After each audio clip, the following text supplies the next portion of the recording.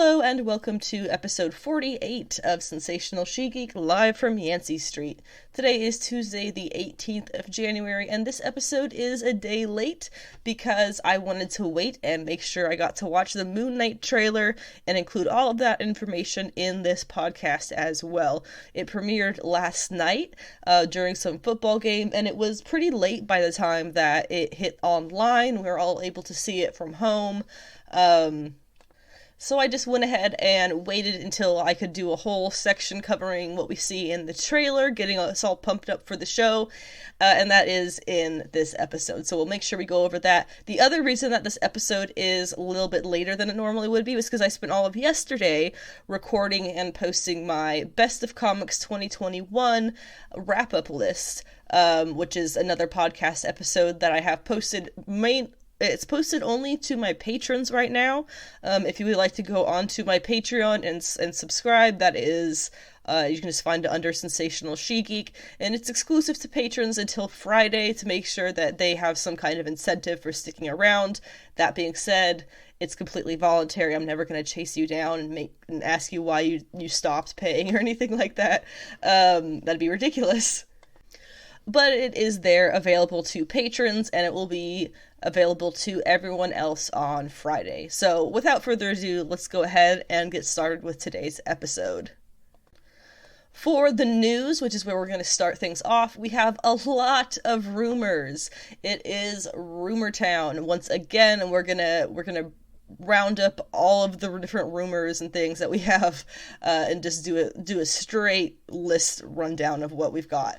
After that, we have the comic book picks, which were comics that came out January 11th and 12th.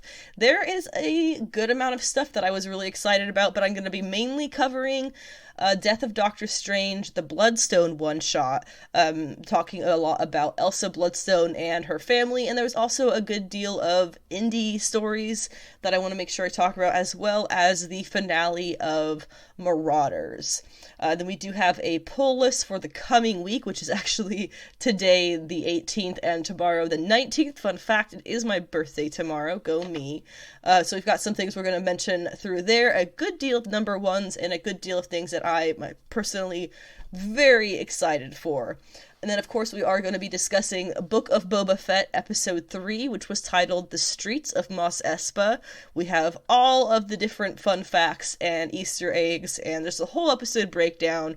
We'll go over the whole thing and explain as much as I can things that I think people had either issues with or questions about regarding that episode. And then we'll wrap up this podcast today talking, like I said, about the Moon Knight trailer. It premiered last night, and since it was pretty late in time that it got onto YouTube, I just decided to wait to record the podcast today to make sure it got itself covered really well. So that's what today's episode looks like. I'm going to go ahead and get things started, but first, as usual, I have to go over my regular info. If you are looking to find me online, you can find me on Instagram, the easiest. My username is Anna with the Comics. My Twitter is Savage She-Geek. I really don't update it as often as I probably should. And my website is sensationalshegeek.weebly.com. It does have highlights on the front page about Madeline Pryor, the Goblin Queen, Ileana Rasputin, aka Magic, and Clea, who is the new Sorcerer Supreme come March 2022. And the information you want to know about those ladies, I have a plethora of it there, and it's all linked on the homepage of my site. I have my pod notes for reading the podcast instead of listening, for anybody who just would prefer to spend their time that way, or for anyone who is hearing impaired. And I have links to everywhere that you can listen to the podcast, which is most podcast hosting apps, including YouTube, where I also post action figure review videos. My recent videos include the 2020 HasLab Sentinel, the Marvel Legends Tigra Greer Grant, and the Shadow Meowscles from Fortnite. But I don't play Fortnite, so don't expect much besides just having a lot of fun with a little black cat figure. And plus, I did a whole tour of our toy collection under Blacklight. We've recently moved slightly.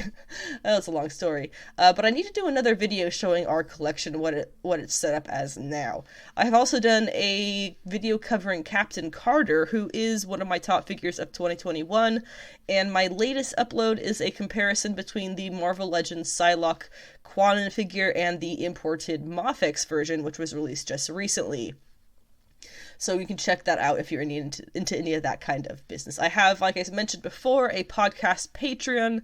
Again, you can just find it under Sensational She-Geek. It is set up for donations to support my podcast, and I'm getting the episodes, the Yancy Street Specials are going to always go to patrons at the beginning of a week, and then the episode will go public at the end of the week to make sure that the patrons are getting something out of their investment.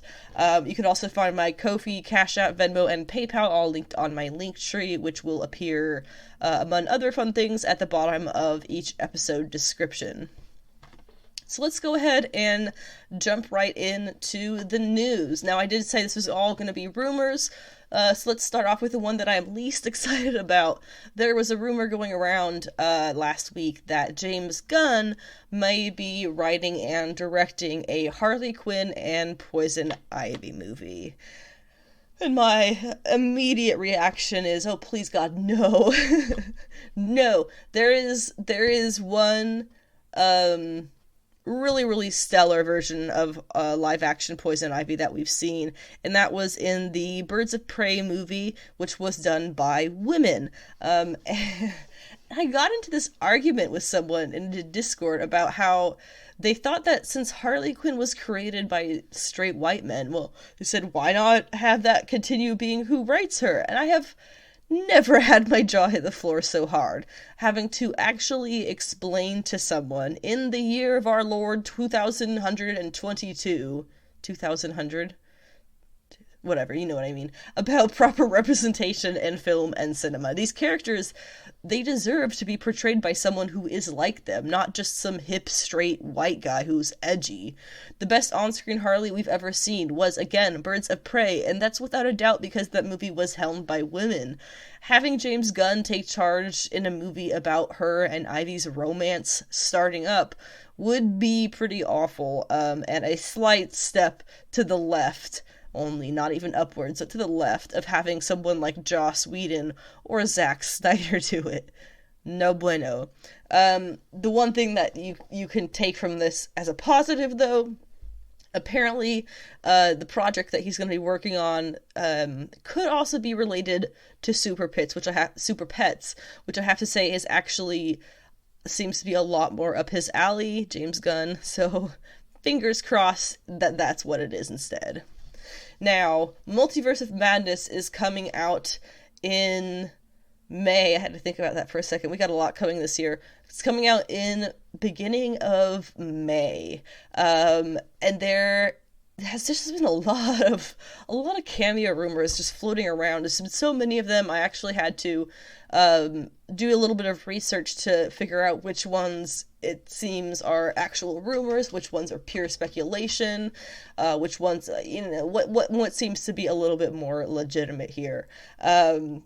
It's probably been coming up a lot more recently because, obviously the movie's getting closer, but also because their reshoots, they're very open that they were doing tons of reshoots for Multiverse of Madness, and they finished doing all of that just yesterday, Monday the 17th.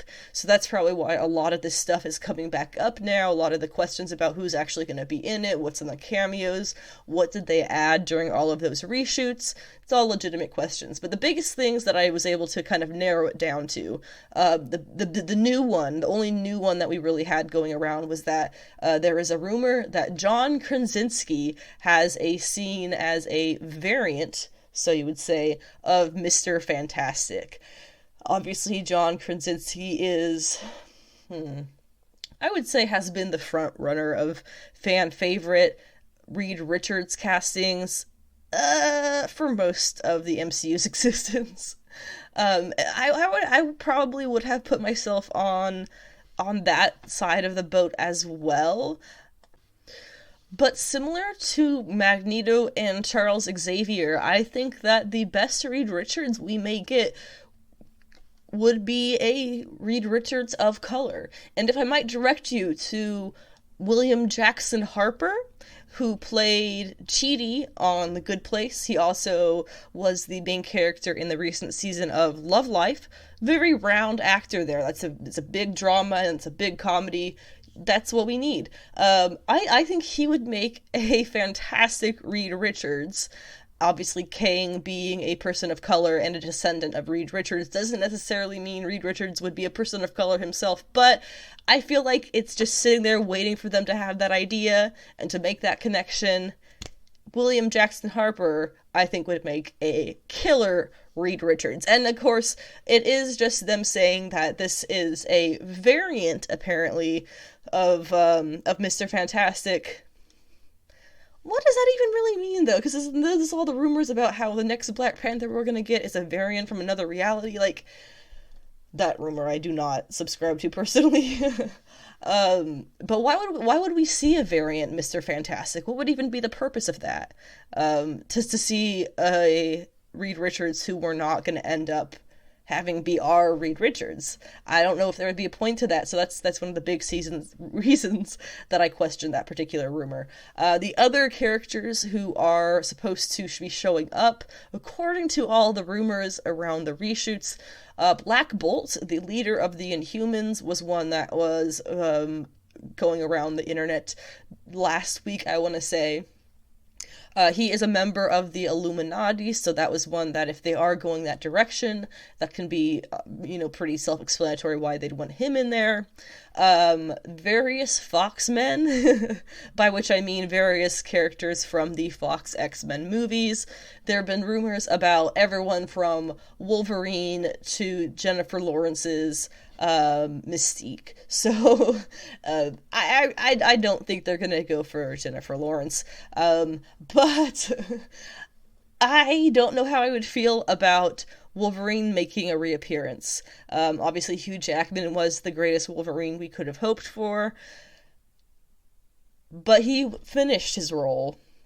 He was very clear that he was done with it. So I don't know how I'd feel about him coming back, knowing then that the only reason he's coming back is because they probably gave him so much money, his financial advisor told him it was a dumb decision to say no. That's my theory on why he would be coming back, the only reason. And then knowing that, it kind of takes away a little bit of the magic. Which, of course, now they're pulling in, supposedly, all of these big-name actors. Obviously, the mouse's hefty pockets are what's making that possible. But just like with making chicken and stuff, you don't like being reminded about the slaughter of the animal. I don't like being reminded that this is a beast run on capitalism.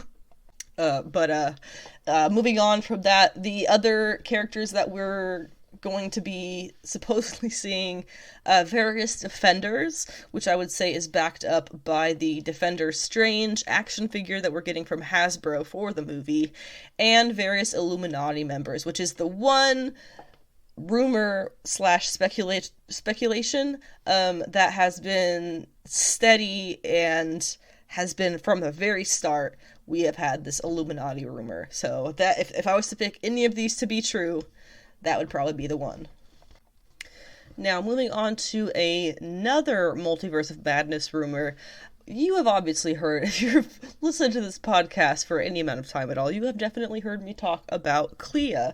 Clea is obviously one of my favorite characters in comics, period. I have read her history forward and backwards and literally studied her character for hours. Countless hours. But it's been more or less known that Clea is going to show up in Multiverse of Madness. At this point, if she doesn't show up, I think people are going to have a lot of questions as to why not, myself included. Well, coming out today, and I genuinely don't know where this rumor came from, but there is a unconfirmed rumor that Clea has been cast as none other than Charlize Theron. Or is it the other way around? Charlize Theron's been cast as Clea. There we go. My cat's having a little freak out if you hear rustling behind me. This was an interesting thing to hear because I did not come anywhere near considering, or even thinking about considering, Charlize Theron. Obviously, she is a world-class actress. I mean, between Mad Max and Snow White and the Huntsman, Atomic Blonde, The Old Guard, The Italian Job, Hancock.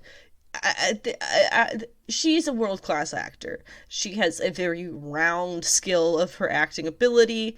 And she's blonde. I'm pretty sure naturally blonde. She's mostly blonde, oh yeah, Long Shot, that was a good one too. I think this would be good. Even though she's one that I never even thought of considering. Again, unconfirmed rumors. But this is one I could see her playing very well. I could see her looking very smart against our MCU Stephen Strange. Now, if you are a person who is looking to be real quick about catching up or getting involved in key Clea issues, well, I have bad news for you, friend. Clea first appeared in the same issue that Dormammu did. That would be Strange Tales 126 by Stan Lee and Jack Kirby. That thing costs so much money already, it is not even funny. So what I have done, I have chosen to take the second most integral issue in her character history, the issue where they finally give her a name. It was 20 issues. It's 146 when she gets her name. I have that one. It's also the last issue that Stan and Jack both worked on the project together. So it's a really good key issue. I think you also get story by I believe it's Denny O'Neil, who also has stories in there. So it's a really good issue. If you're looking to get a key Clea issue, I recommend Strange Tales 146, the issue where she finally tells Steven what her name is. Now, in my last little bit of news here, has to do not so much with rumors, but as my own speculation. And this is involving the She-Hulk show and actress Ginger Gonzaga. So last year, Ginger Gonzaga was cast as, quote, She-Hulk's best friend. Now, when this was announced, she said that she was excited, now she tweeted this, she was excited to, quote, get to run amok with Tatiana Maslany, which makes me think a lot of things. First off, she's definitely not going to be playing Jen's best friend from when we first see her in the comics. Her first appearance is Savage She-Hulk #2. Her name is Jill, and she dies in the same issue. It's actually very tragic, and it kind of is drawn out. The guilt of that is drawn out for a good long while in the story and through the Savage She-Hulk storyline. Now, on a casting call for this character, the codename for the role was Susie, and it made it specific that comedic experience is a must. And again, this is my own speculation. I'm not getting this from anywhere. I'm just kind of thinking around the box. So that little bit about the specified comedic experience being necessary, that makes me think immediately Patsy Walker, who is She-Hulk's modern best friend. Patsy was played by Rachel Taylor on Netflix's Jessica Jones, which I love to forget ever happened because it was horrible. Not the show, the character they made her into, Trish. Ugh. Now that the Netflix universe seems to be attached to the main MCU, I suppose this takes Patsy off the table. Some time ago, there were rumors that she was being recast, but we've heard a lot of things that have ended up not being true, so I just don't really know. We could all just ignore that Trish ever happened, and we'd be all the better for it. So I think it's definitely a possibility that Ginger Gonzaga has been cast as Patsy Walker, who of course becomes Hellcat. Now, Star Fox, he was on the Avengers when female characters such as Wasp, Captain Marvel, Monica Rambeau version, She-Hulk, Scarlet Witch, Bobby Morse, Tigra, etc. That was the era of heroines who were around in the comics among the Defenders, the West Coast Avengers, and the Avengers when Star Fox was joining in the comic world and the team and everything on Earth. This is relevant to me because Star Fox has, of course, been cast in Eternals. He's Harry Styles. We have Wasp. We know that there's another Ant-Man and the Wasp movie, Quantumania, coming out next year. We have Monica Rambeau. She's not Captain Marvel, but she is going to be some kind of superpowered being in the Marvels movie. We have She-Hulk. We have Scarlet Witch. I don't really know if we have Bobby Morse. It's kind of difficult to say. We had a version of her very briefly, etc. So all of these characters are popping up, which makes me think that she's going to probably be in line with that era of characters, and Tigra definitely falls in there. Additionally, there was a Tigra and Dazzler animated project canceled in 2020. So where I'm at with this, for the most part, is between Tigra and Hellcat, Patsy Walker.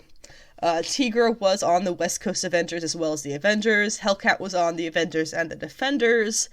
And the West Coast Avengers and Defenders are both teams that are highly speculated to appear in the MCU sometime soon. So it really could go either way. But I'm almost positive that she is one of those two characters. I just lean a little bit more towards Patsy with the comedic experience bit. Now, I did have one additional idea here. Now, I apologize for my sniffling. I have a bit of a cold. The character's name for the role is Susie. Jennifer Susan Walters is the full name of Jen Walters. I was thinking last night, trying to figure out what it could be. Is it possible that Ginger Gonzaga is playing Jen Walters' invisible friend? This would be stemming from a lot of the Immortal Hulk stuff that Al Ewing put into play in the past few years in that series. How Bruce Banner ultimately had Hulk personas as his invisible friends when he was a child. It's a very interesting concept. It's extremely loosely what it was, but more or less that's what it is. So could it be possible, if she's getting to run amok with Tatiana Maslany, she's by her side, she's taken a name that is similar to She-Hulk's name in Susie, and her middle name being Susan, and she's supposed to be She-Hulk's best friend, which again, modern times we'd easily say that's Patsy Walker. But I would wonder, since her best friend, when we first meet her in the comics, dies pretty much immediately, is it possible she's some kind of invisible friend to Jen? I don't know. I'm just spitballing here. Let's go ahead and get into the comic book picks. These were comics that came out last week on the 11th and 12th of January, starting off with Death of Doctor Strange, Bloodstone. This is a really good issue in my opinion. I thoroughly enjoyed it. It was by Tini Howard and Iguara. Some of the once-overs that you need from this is about Cole and Bloodstone, obviously Elsa Bloodstone, and their new sister, Lyra. So Cole and Bloodstone first appeared in Avengers Arena #1 by Dennis Hopeless Hallam in 2013, and he has had, if I'm not mistaken, only 28 appearances across Avengers Arena, Avengers Undercover, and somewhat recently appearing in an arc of Excalibur, issues 7 and 8, which is a arc that is referenced in this issue. That all makes a lot of sense because this issue's writer, Tini Howard, was also the writer of Excalibur. This is Lyra Bloodstone's first appearance after being shut off in the stars for 1,000 years or so. She has a black version of Elsa and Colin's red Bloodstones, which she says is called the Null Gem. It was created by their father to give the Bloodstones more power and control over the madness that the stones often bring. This would explain why the eldest Bloodstone went mad when his children have not, although jury's still out on Colin, in my opinion, on that one. It comes out that the Null Gem feeds off of magical properties, which is a lot like the villain character Jed MacKay made for the Death of Doctor Strange storyline, but moving on. Since Colin is host to a magical alien parasite monster thing, she's able to basically drain it out of him enough for Colin to be in control of the situation again.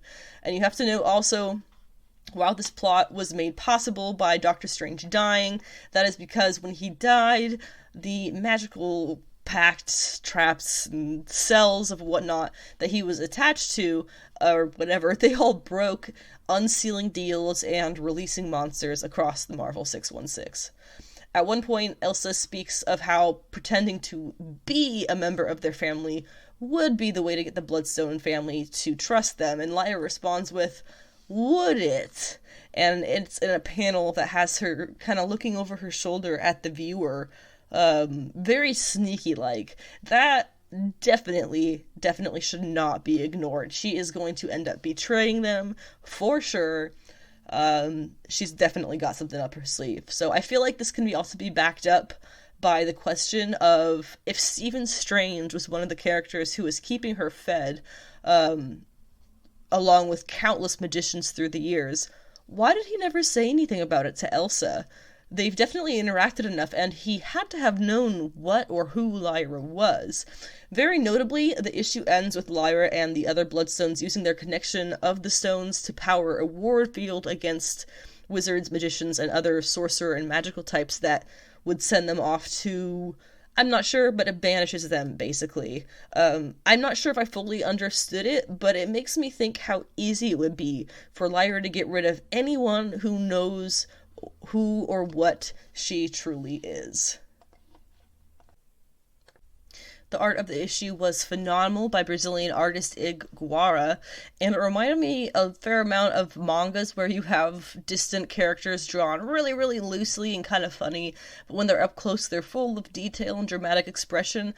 Aside from that, he does action very, very well, movement and things like that. It's very clear and extremely well done. We Write Titans #1 was by Trace Dean and Sebastian Perez, coming from Vault Comics. As far as I can tell, it's ongoing, and I dug this. Kit's brother in this is a drunk, which is a problem because he is a Jaeger pilot. He's a Titan pilot. Mecha, whatever you want to call it. His family lineage has always piloted this particular city's Titans, though we haven't gotten much backstory as to why kaijus are attacking, where they come from, or anything about how all this has gotten to this point from what otherwise looks like a world just like ours.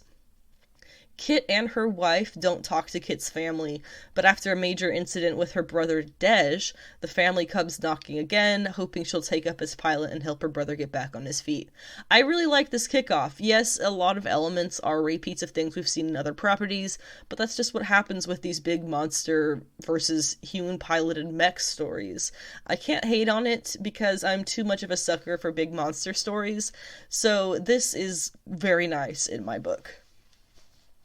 Rain was #1 of 5. The story was by Joe Hill, the adaptation by David M. Boer, and art by Zoe Thorogood, who I am super enamored with her art style at the moment.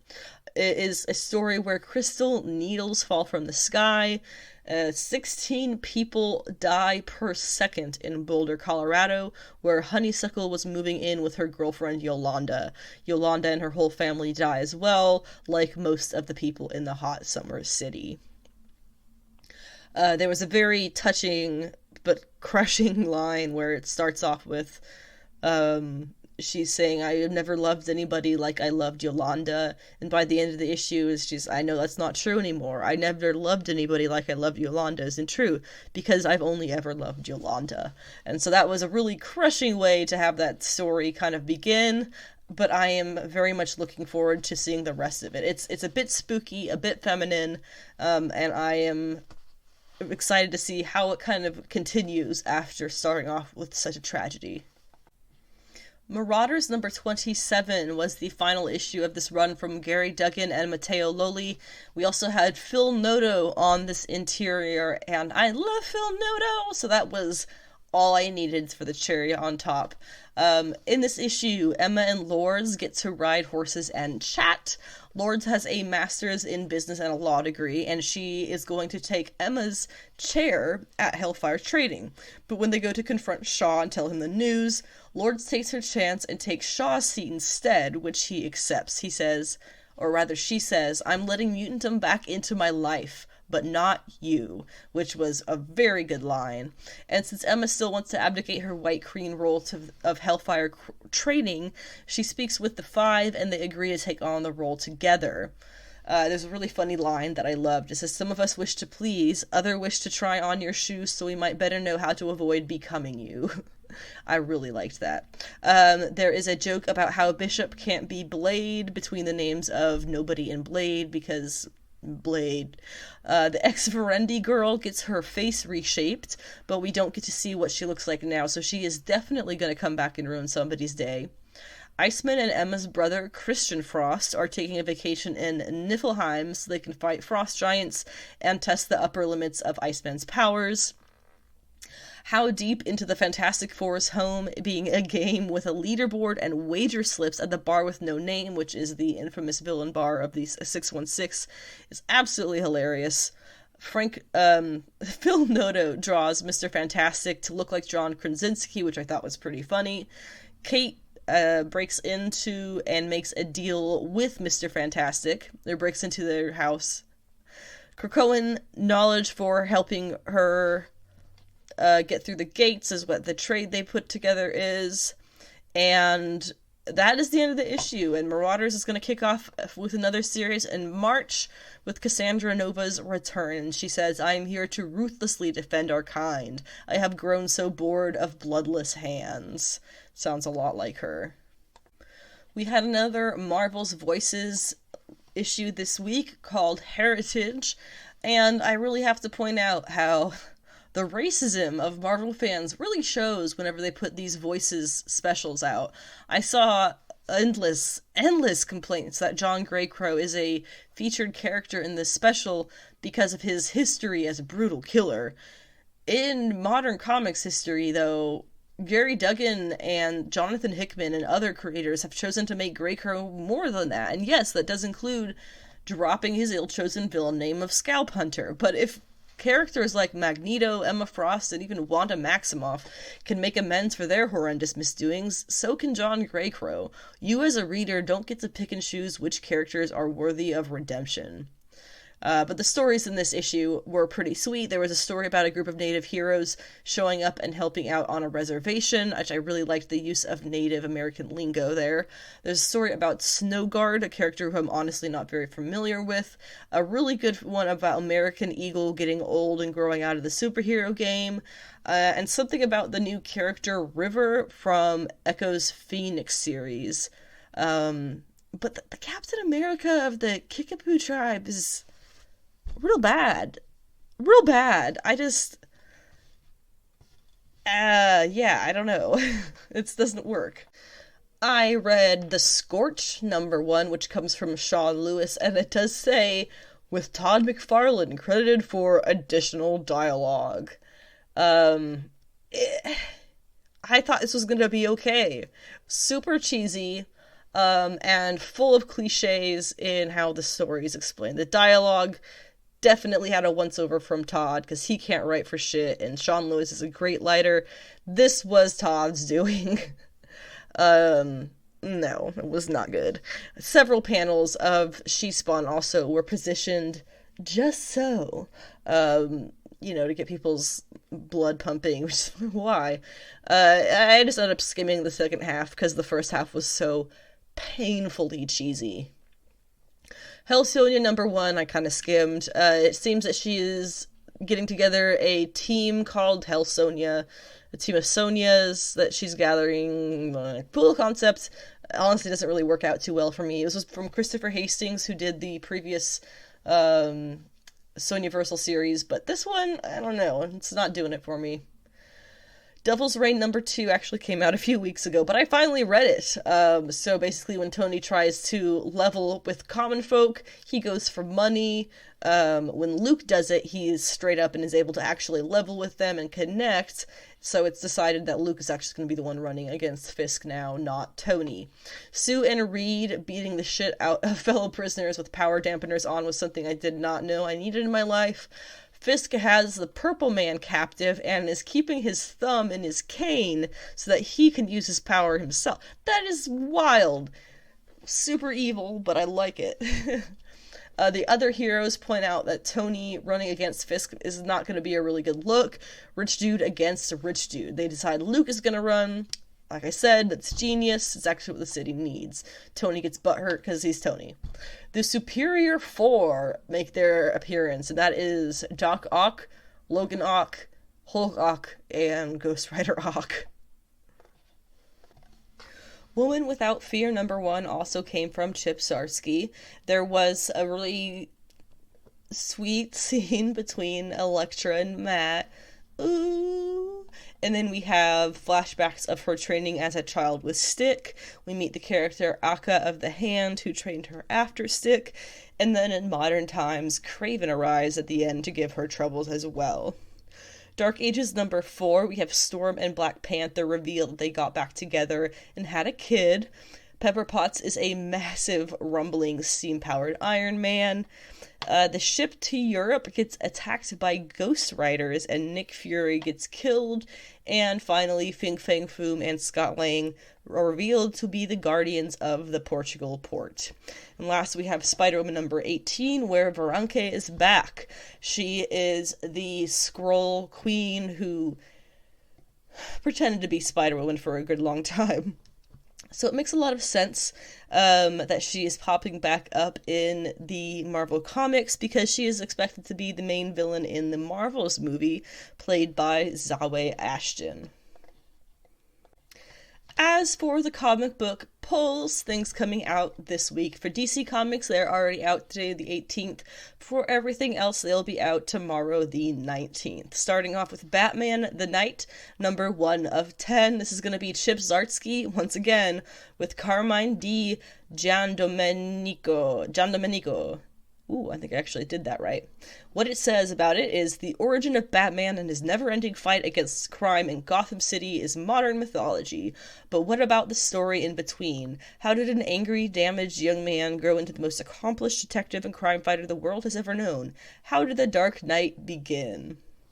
Bolero #1 comes from Image Comics. It is an ongoing series from Wyatt Kennedy and Luana Vecchio. It says, a woman running away from a broken heart discovers a mother key into a parallel universe.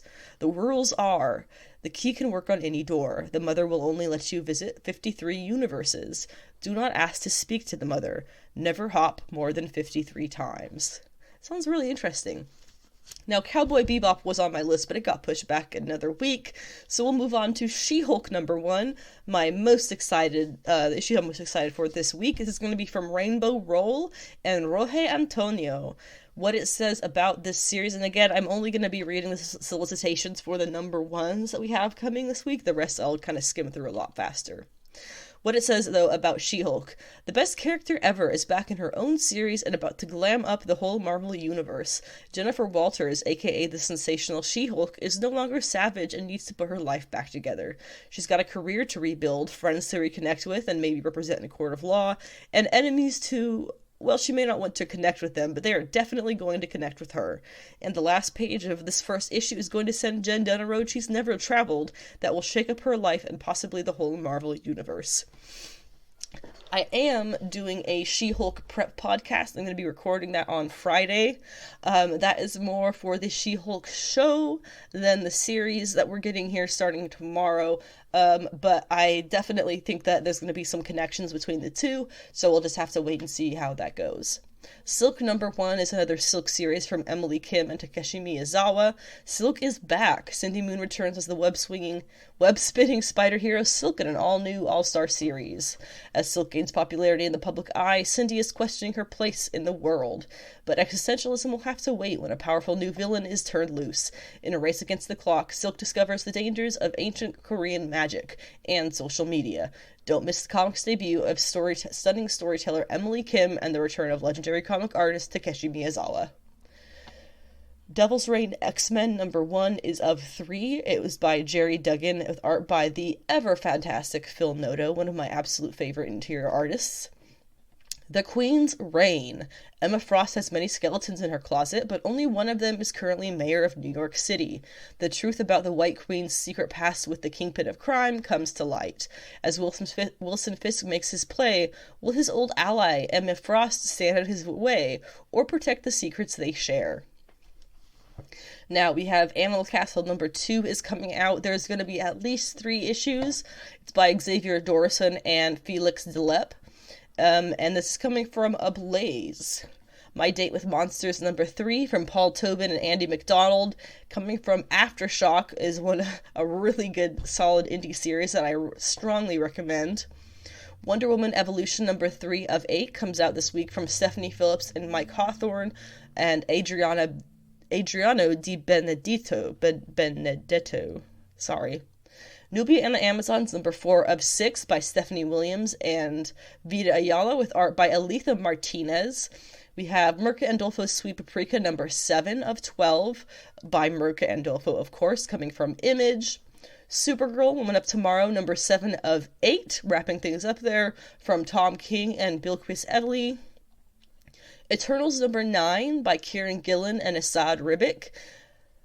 Homesick Pilots #11 from Image by Dan Waters and Caspar Wingard. This is a new story arc. And finally, Catwoman #39 kicks off a new story arc and a new creative team with Teenie Howard and Nico Leon. It's time to talk the Book of Boba Fett. This is episode 3, The Streets of Mos Espa. This episode was not possibly as exciting as some of the other ones, but it did have a good amount of material to dig into. This episode also had a lot more fan critiques than the last 2, but I think there are genuine defenses to the points that can be... There are genuine defense points that can easily back up the various creative decisions. For example, lots of fans were made upset by the fact that we spent 2 episodes getting to know this tribe of Tuskens, who in this 3rd episode are entirely slaughtered while Boba is called out of the village. Some fans were saying that this was a waste of our time and a waste of those characters. Now, this is an interesting critique, because while getting mad at the showrunners is not the right response, this is still true. It is a waste that the Tuskens were all slaughtered without a chance of hope. It is a waste that their stories won't be able to be told past this point. It is horrifyingly tragic. It should be lighting a fire under your ass, because that scene was an example of things that happen in our own world, that have happened to indigenous people across the world. Ever seen the movie Hidalgo? There's a gut-wrenching scene where the main character brings military orders to an outpost at what no doubt later became a Native American reservation. He learns too late what the orders were for: kill all the natives, no survivors. And he's left there, witnessing the aftermath of the slaughter. Essentially, in the Book of Boba, that's what they portrayed in the scene with the desk of the Tuskens. Tamora Morrison also had a few things to say about the scenes. He said, "The Tuskens' portrayal was better than it was in the films. When I read in the script that we were throwing dead bodies just on the fire, and I was going, oh, hang on, we got to put a bit of ceremony into this. They are the indigenous of the sands of Tatooine, and I was creating a little bit more history about their own culture, and I was pulling from my culture, in a way, in terms of the ceremonies and preparing the warrior and preparing a weapon. And Boba has never experienced a real family before, and the young Tuskens and the old Tuskens, and protecting their land. So that's where the more meaningful moments of Boba burning their bodies came from, just adding to the meaningfulness of the Tuskens in the show so far. We get Black Chrysanthemum attacking Boba while he dreams in the Bacta tank. Remember, he is the black-furred Wookiee who works as a bounty hunter for the Hutt twins. He's obviously been sent now by the Hutt twins, who, when they themselves arrive for their mercenary, he has been captured.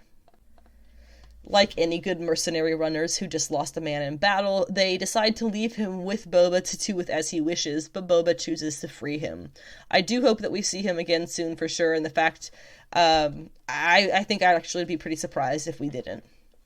And then we have a Rancor. A Rancor is gifted to Boba from the twins, along with its keeper, Danny Trejo. I'm not kidding, it's Danny Trejo in Star Wars. Didn't see that coming, but holy shit, it's hilarious. I love it. The history, this was something that was mentioned by Danny Trejo's character, the history that the Rancors have with the witches of Dathomir. He says, "It is said that the witches of Dathomir even rode them through the forest and fens." The witches of Dathomir were made canon in the Clone Wars, but there is so much more story material in the Star Wars Legends books, specifically the book called The Courtship of Princess Leia, which I believe came out in 1994. On Dathomir, in the books, there are multiple tribes of witches who wield both the Force-like magic as well as this planet's own green magical ichor. And the side of them that uses the planet's massive dark energy call themselves the Nightsisters. The planet actually sits under a red sun, bathing it in dark force energy. Of course, in the Clone Wars, it would seem that they made them canon so that the Nightsisters are the only tribe of witches on Dathomir. Still, they are extremely powerful, able to even use necromancy to have their own dead fight for them. Their gods are the winged goddess, representing life and fertility, and the fanged god, representing death and the hunt. In the legends, a Jedi Knight named Alia was exiled on a then penal colony planet of Dathomir after she fell to the seduction of the dark side of the Force. She had hoped that her time in the vast wilderness would help her reflect on her Jedi Master's teachings and therefore return to the light side of the Force. Instead, she found that she could use the dark side to tame the planet's native Rancors, allowing her to use them in her conquest of Dathomir. She then established a strongly matriarchal society and subjugated the male inhabitants of the planet to one area. She went on to have many daughters, who she also trained in the ways of the Force. We have no way to know if that's how it went down in the main canon based on what we saw in Clone Wars. There was very little information on their founding, so who knows if we'll ever get that expanded upon. We do know that Alia was a character in canon, but there's not a whole lot of details other than that. The witches of Dathomir are all female. The male population of the planet are simply called the Dathomari or Dathomarians, and they are what Darth Maul came from. The males of the planet have more colorful skin and horns, while the females are much more pale. The leader of the Nightsisters, Mother Talzin, actually trained Darth Sidious for a time before he stole away her son, Maul, and we all know how that goes. The last time we saw them, most of the Nightsisters were wiped out, with the exceptions of Asajj Ventress, Merrin, and a few small splinter clans. Mother Talzin herself escaped into the spirit world, but later sacrificed her physical body to restore Maul's mind and body after he was defeated by Obi-Wan, kicking off part 2 of his very long, twisted story. I would bet that if we see the Witches of Dathomir in these live-action Star Wars shows, it'll be on the Ahsoka show or the Obi-Wan one, because they're characters who have already interacted with the Witches of Dathomir. And as that sequence with the Rancor comes to an end, Boba learns of the witches and decides that he's going to write it as well. And apparently that is a reference that he makes there. He's written bigger creatures than this. It's apparently a reference to the Christmas special, which is the first time we ever see Boba on film.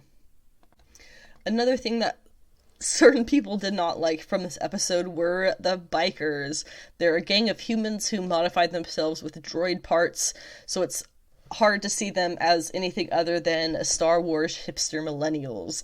They've been stealing the water because the broker grossly overcharged for it, and they can't get a legitimate job to buy what they need. Boba decides they can all work for him, forces the broker to take less than half of what he's owed as compensation, and threatens him into cutting his prices. And I saw this funny article that said, Boba Fett, anti-capitalist. Hell yeah, dude, I want a shirt that says that. And finally, in the show, we see the lady mechanic. I did not get her name, but the curly-haired mechanic from Season 1 of Mandalorian walks through the background of one scene with her support droids. it's a really cool little Easter egg to find there. And that's what I have for the episode. It was a episode that rested a lot on the Rancor, the bikers, and the really getting Boba and the bikers to be on the same page. And it does seem that's going to be a positive relationship. He can teach them some things, and they can teach him some things as well. Finally, let's go ahead and discuss the Moon Knight trailer. It premiered yesterday with the Monday Night Football at 5:15 p.m. Well, the game started at 5:15, but it was closer to 7 when we finally got the trailer online. The show is beginning on March 30th with 6 episodes, which makes it finishing on May 4th if we get one per week. Happens to be the day before Multiverse of Madness premieres. I think that leaves plenty of time for She-Hulk to premiere in June, as would be my guess, as their big summer blockbuster hit show. I have already done a pretty big write-up on Moon Knight and Mark Spector already, which can be found on my podcast episode 41A. If you want to get all the details on his comic history, I definitely recommend you go find that segment. Based on this trailer, it looks and sounds like Oscar Isaac will be portraying, or at least start off portraying, the Stephen Grant personality, as opposed to the Mark Spector one, the third personality traditionally being Jake Lockley. In the comics, Grant was actually a real person who Mark knew as a child and adopted the personality and identity of later in life. Lockley was the persona that had him sent to a psych ward and then enlisted him in the military. Ethan Hawke's character, of course being the villain, has been revealed to be named Arthur Harrow, who is an obscure villain from the second Moon Knight series. In the comics, he has a chronic pain disorder that may be translated to his use of a cane in the movie, as we see in the trailer. He's very clearly some kind of cult leader. In the comics, he works with the concept of pain his whole life, so I wonder if he's promised them some kind of salvation of their health. Different things that we see in the trailer of note include, it seems that he is part of a sleep study of some sort meant to keep him awake. That involves him chaining himself to the bed, putting sand around the bed to see if he's crossed over it yet, and various other protective measures to try and differentiate awake from asleep. We see that he is in an elevator. He sees a figure down the hallway. That figure is Khonshu, fun fact, with the beak and the nose and all of that stuff. It is very possible that the elderly lady who it kind of turns into is still Khonshu in disguise. Khonshu is known for kind of taking up different forms like that. But the one that we see in the hallway, when the light flashes on him, where he's got the beak, that is Khonshu. We get a woman named Layla who calls him Mark. She is likely Mark's love interest, whose name escapes me at the moment. And when he is punching a person of some sort in the bathroom scene dressed as Moon Knight, that is Anubis. He is punching Anubis. Which brings me to what Disney has to say about the series. It says, the series tells the story of Oscar Isaac's Stephen Grant, a man who becomes plagued with blackouts of memories from another life. Stephen discovers he has dissociative identity disorder and shares a body with mercenary Mark Spector. As Stephen/Mark's enemies converge upon them, they must navigate their complex identities while thrust into a deadly mystery among the powerful gods of Egypt. That's very interesting. A mystery among the gods of Egypt really piques my interest. They've done bits and pieces of that in the comics, Marvel comics here and there. But to be honest, ancient Egyptian history and mythology was my first major hobby. So part of me is really, really hoping that they pull out all the stops and just blow minds of how much they're going to add it to the show. That would be phenomenal. But then I remember, then you remember Gods of Egypt, which was the 2016 movie that had Gerard Butler, Nikolai Coster-Waldau, Brenton Thwaites, who is the guy who plays Nightwing, and like just a bunch of white people. Jeffrey Rush, like, come on. How many white people are you going to cast playing Egyptian gods? Come on. So basically what I'm saying is, hopefully that doesn't happen. I hope Marvel has learned, and movie studios in general have learned. Gods of Egypt was trash. If they had cast different actors, probably would have been okay. It was trash. But that part, the deadly mystery among the powerful gods of Egypt, that part there isn't necessarily something that we see regularly in Moon Knight's mythology. He has a lot going on that's involving the mythology, but it's not necessarily inter-god relationships. And so if that is exactly what they mean, I am very interested to find out what they're kind of do with that. Are we going to see? Obviously, we're going to see Anubis. We see him in the trailer. We obviously see Khonshu in the trailer. I wouldn't be surprised if we saw Ra. There is a character who is the avatar of Ra, kind of like Moon Knight is the avatar of Khonshu. His name is the Sun King. There's a lot of speculation that he's either this Harrow character that Ethan Hawke is playing could be somehow related to the Sun King or to Ra in some way.